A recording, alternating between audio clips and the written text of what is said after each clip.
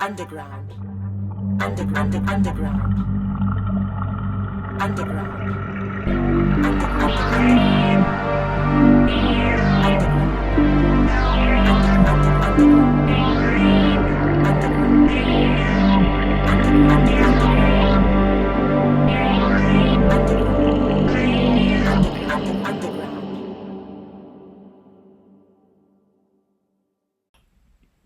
Greetings, surface dwellers.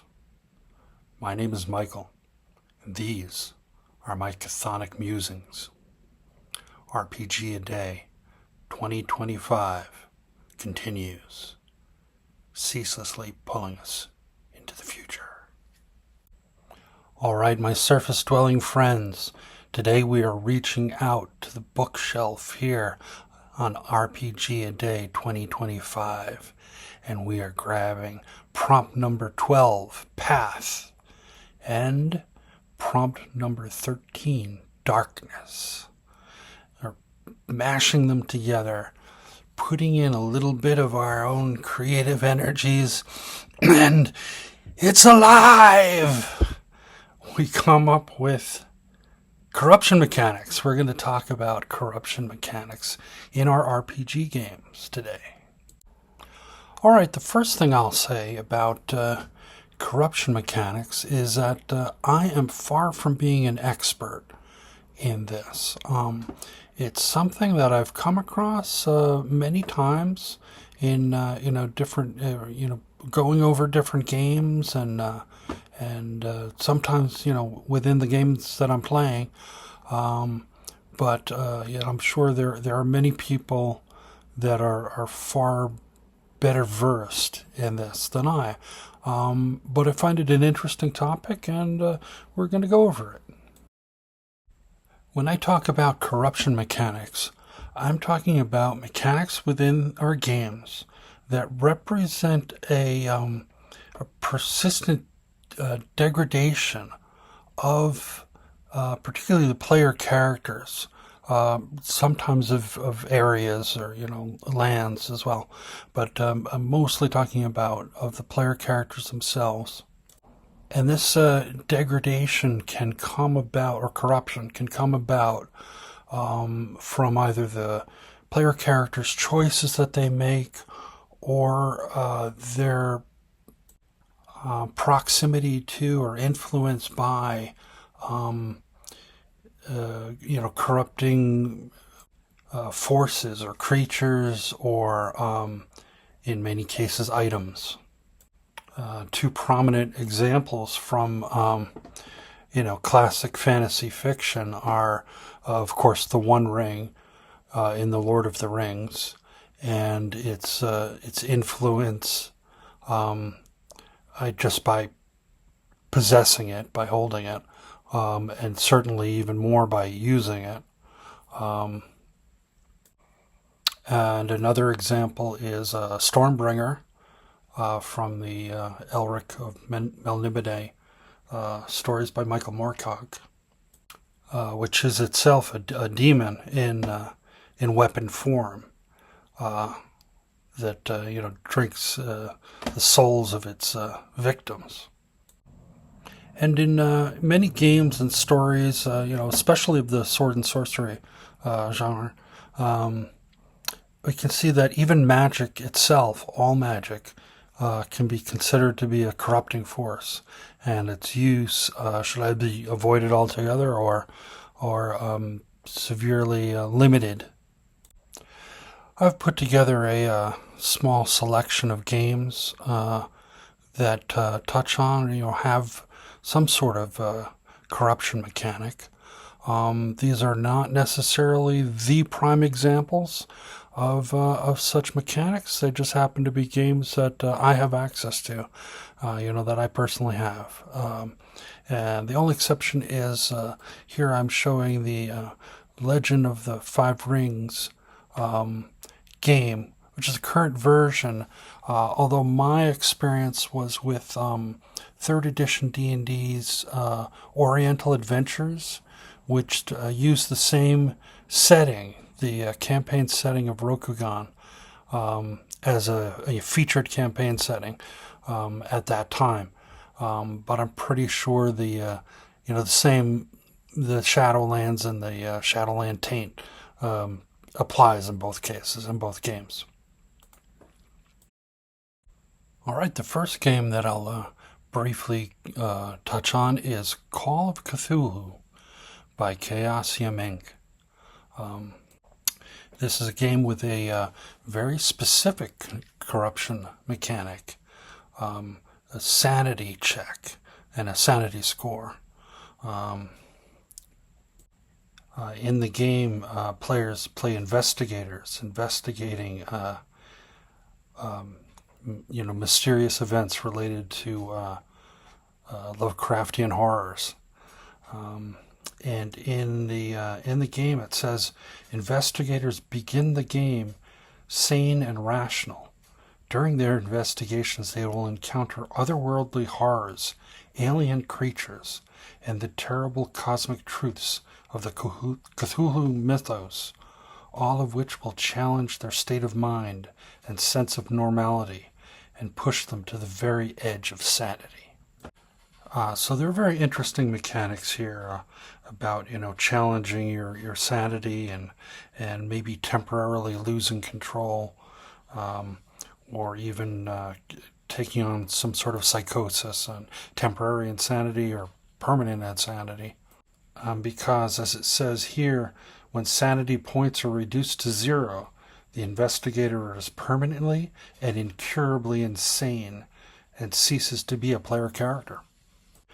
And I'll say that although I just recently got a copy of Call of Cthulhu as part of a ginormous humble bundle with an incredible number of games. Many of them very high quality, like this one. But I have never played in a game of Call of Cthulhu in all of my decades of playing, or at least that I can recall. Perhaps I have a bit of a selective amnesia, where my brain is protecting me from some sort of Lovecraftian horror.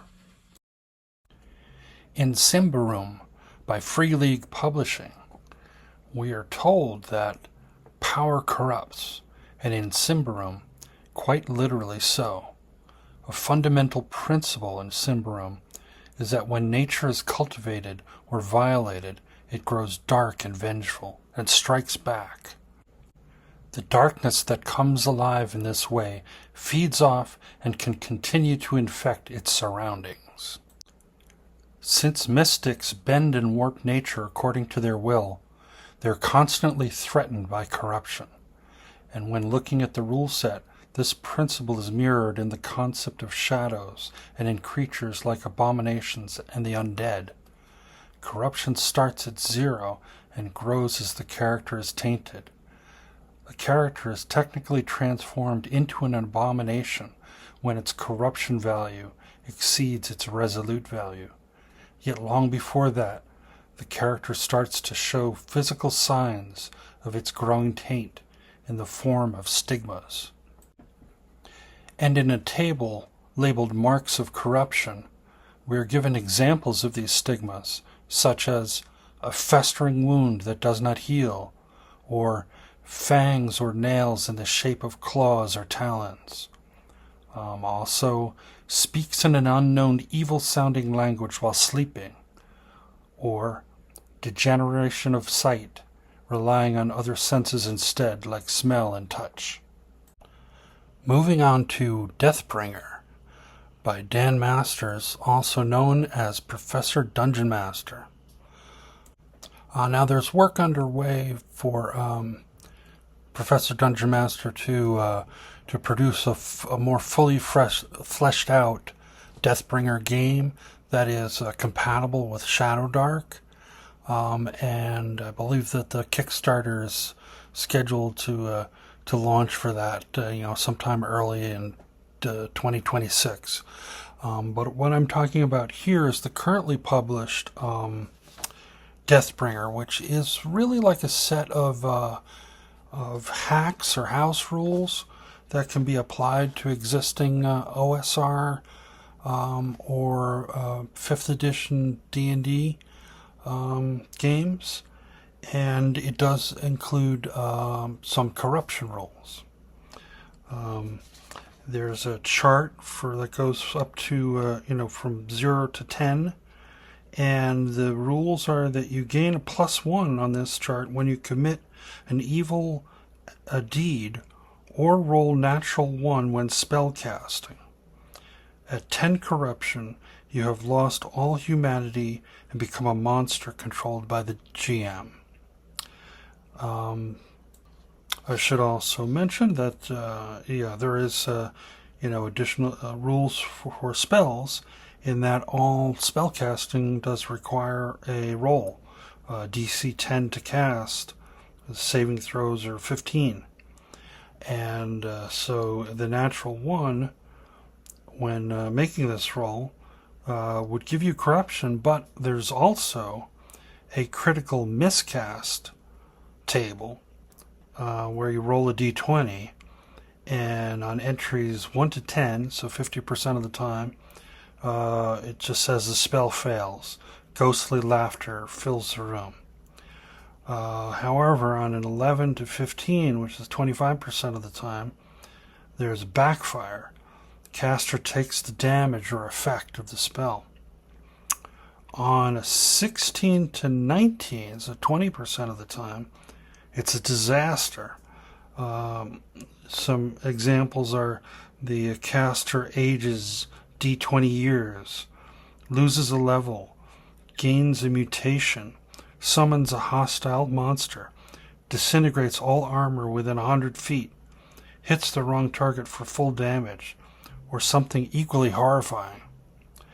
And the last entry, 25% of the time, it's catastrophic. The caster explodes in a shower of gore.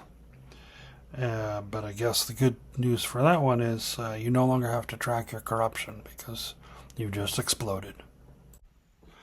Moving on to Legend of the Five Rings role-playing, currently published by Fantasy Flight Games.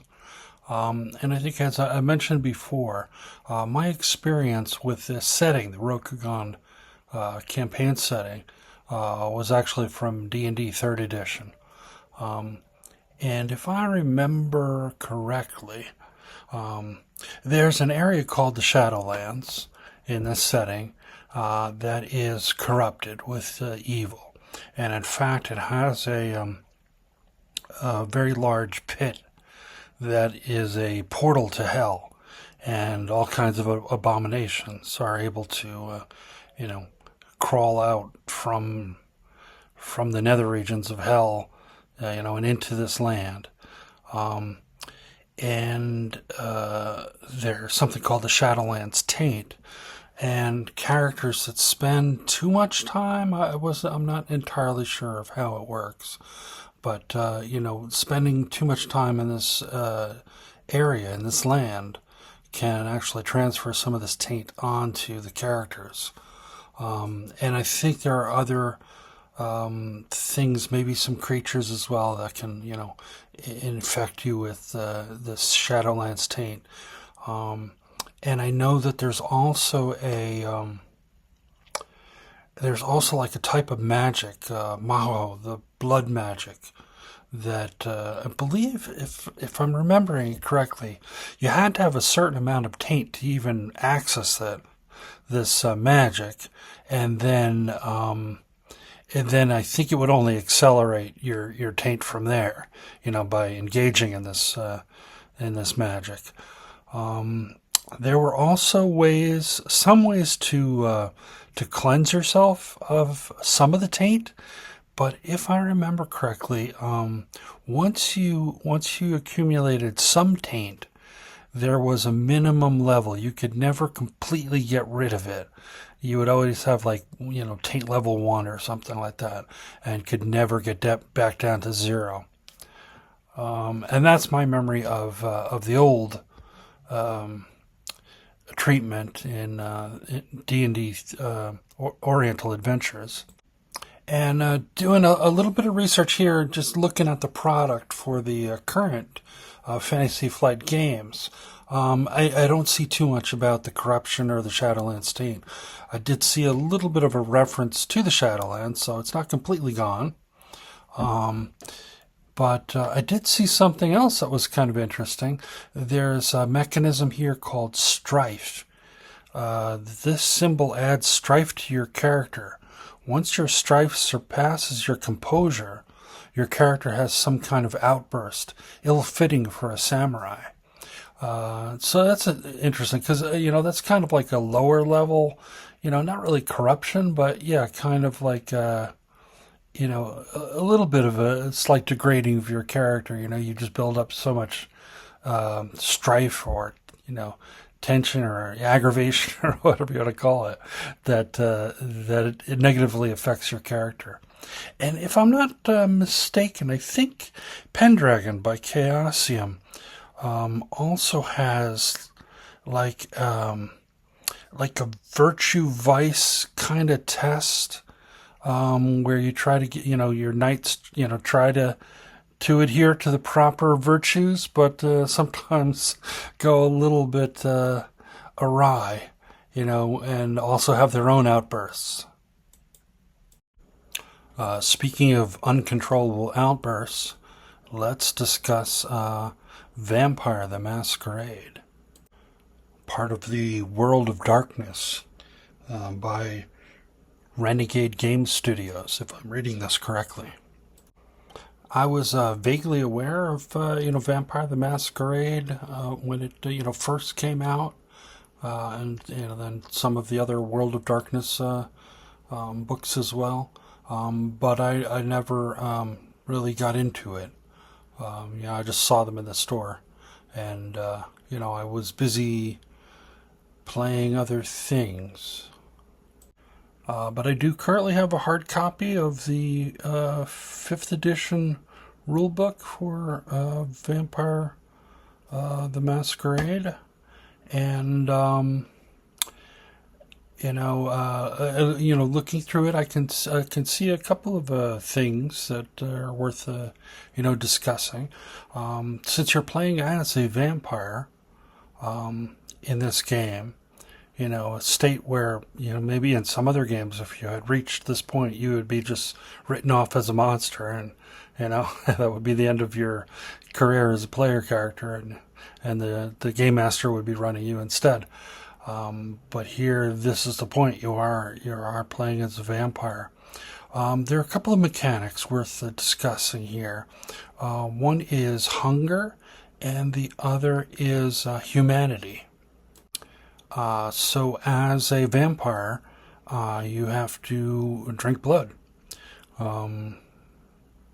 And it's not an option because, the longer you go without slaking your thirst for blood, the more out of control things are going to be, and you'll be making rolls and perhaps doing it in the most gory, bestial manner possible, and less controlled. That's my understanding of the hunger mechanics. And as far as humanity, it's kind of the higher your humanity score, if I understand this correctly, the better you are to simulate actual humanity. I mean, you're still a vampire, but you try to. I think you're trying to preserve that. At least you can function best when you are able to, deceive other people and blend in as much as possible when you choose to do that. But it's something. I think it's probably one of those like losing battles, is like eventually things are going to degrade. There's going to be a corruption, and your humanity score, as it goes down, you become less able to hide your true nature as the monster that you are. and eventually, I believe, as it reaches its lowest point, you also, even in this game, you become like unplayable, and it terminates your player character at that point, when you are just a mindless monster. And I'm kind of basing that on my understanding of reading this through, and also this particular paragraph here where it says, losing the last drop. A vampire who loses their last point of humanity from 1 to 0 goes out in a spectacular frenzy. All their physical attributes increase to 5 for that scene. If they survive this wassail, they become a wight, lost to the will of the blood, and an NPC. No, I'm sorry, that was a little hard to read. You become an SPC, which I'm assuming is storyteller player character. I don't know. That's my best take on Vampire the Masquerade. Now let's talk about Tales of Argosa. It has several different parts that could, be woven into this general idea of, corruption or degradation of your character. There are many tables in this game, including ones for if you recover from a near-death experience. There's an injuries and setbacks table that can yield such entries as cosmetic scarring, or an infected wound, or damaged armor. There are also many different trauma tables. If you take a critical hit, there's a blade trauma table, a blast trauma, blunt trauma, missile trauma, toxin trauma, all kinds of trauma. There are dark and dangerous magic rules for not only spellcasting, but also the use of magical items that are not permanently always on kind of things. If it's like a one shot effect or something, you also have to contend with this dark and dangerous magic table with such entries as like Dark Seed, a doppelganger magically splits from you with a hideous slurping plop, and it then proceeds to try to kill you. Heartless, you have no discernible heartbeat and do not bleed. The effect lasts for 1 to 12 months. Called from below. Whenever you linger on earth and soil, worms, beetles, or other insects squirm to the surface. The effect lasts for 1d12 months. And something else that I would include from Tales of Argosa in the category of corruption is that they have rules for addiction to such substances as yellow lotus powder or poppy milk, which can be quite the challenge to shake off. And before I move on, I should mention that Tales of Argosa is published by Pickpocket Press. And now on to Daggerheart, published by Darrington Press. Daggerheart has something which they call campaign frames, which are within this game, kind of a setup for a particular setting, I guess, or the framework that your adventures are going to take place in, and it includes such things as what's the pitch for this for the games that are going to take place in this campaign framework. What's the tone and feel of it? What are the themes, and what are the touchstones? The different pieces of media that kind of relate to this this concept, this idea. So I'm going to give props to this game, Daggerheart, for kind of embracing the spirit of homebrew and do it yourself, and crafting the game to an individual campaign, of what you want to accomplish in that game. And as it relates to the concept of corruption, I'm going to talk a little bit about the campaign frame, The Age of Umbra,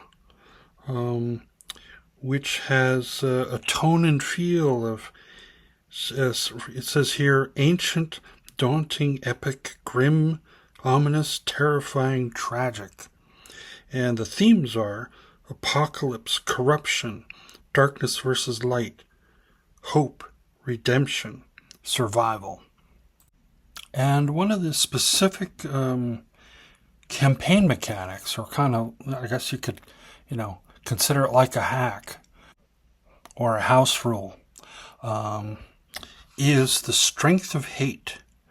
The Umbra can seep into all manner of beings, twisting them into a malformed mockery of their former selves, instilled with preternatural strength. Adversaries and environments in this campaign can gain an additional type of called Umbra-touched. When an adversary is Umbra-touched, describe how the Umbra has warped their essence and form. All Umbra-touched adversaries critically succeed on attacks against a PC on a die roll of 19 or 20. As the PCs gain scars, they themselves become slowly corrupted by the Umbra. When a PC deals damage, they deal extra damage equal to their number of scars. When a PC marks their last hope slot with a scar, they don't retire, instead succumbing to the Umbra's influence and charging forever into the dark to join the terrors that stalk lightless places.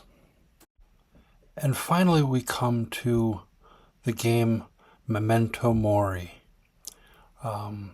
which says that it's edited by Two Little Mice. I think they are the publishers, but not entirely sure. It looks like this was an Italian game that translated also into English. It also lists Chrysalis, but in a very undefined way of saying, what is Chrysalis? Are they the publishers and Two Little Mice are the editors? I'm not entirely sure, but there you have it. This is a game that doesn't simply have corruption mechanics or degradation mechanics. It is a game about that. It is, structurally, that is what the game is. Let me read you the opening about this game. Memento Mori is a role-playing game in which players come together to recreate the adventures of a group of drifters. Drifters are people sick with the plague who, despite their condition and terrible reality of the 14th century Europe, are determined to fulfill their dream. The sickness plaguing them opens the doors to a new and darker world, full of power, suffering, horror, and opportunities beyond imagination. The cold hand of fate offers drifters one last opportunity to succeed before the disease consumes them completely.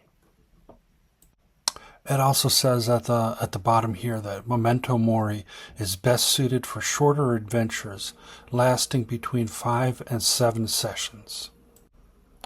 So this is kind of a fascinating game, and I think I'd like to try it at one point, where every aspect of your character degrades from, not only their physicality and their mind, but their bonds, their virtues, their very name, which I find fascinating. You may start with a name, I don't know, I'm making this up, but like you might be, Jumping Jack or something like that, and then you become Jack the Ripper, let's say, and then finally I mean, you even lose like the Jack part. You're just called the Ripper, and I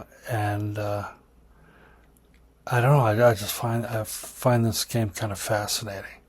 But I'd probably, after 5 to 7 sessions, I'd probably, like, oh, that was interesting. I'm glad I did that, and never need to go back to that again. And so, until I resurface, may your successes be many and your failures be memorable.